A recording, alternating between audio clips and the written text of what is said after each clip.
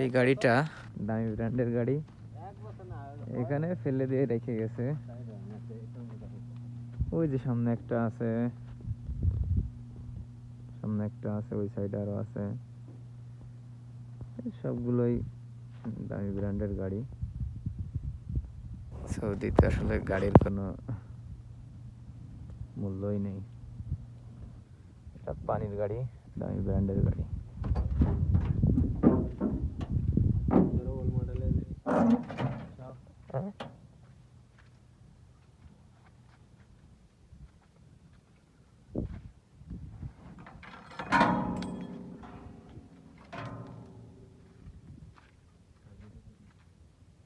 Battery খুলে রেখে নিয়ে গেছে।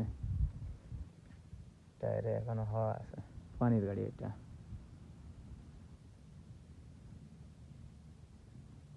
রেখে দিয়ে চলে গেছে।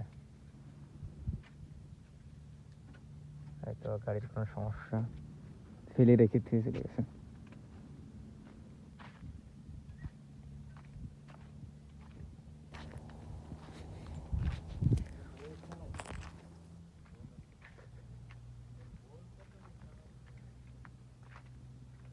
আমাদের দেশে হইলে 2 দিনে রাতারাতির ভিতরে এটা ক্লিয়ার হয়ে যেত। চাক্কা খুলে কেউ নিত, কেউ তেলের ট্যাঙ্কি, কেউ ব্যাটারি, যার যেটা মন চাইতো সে সেটাই নিত।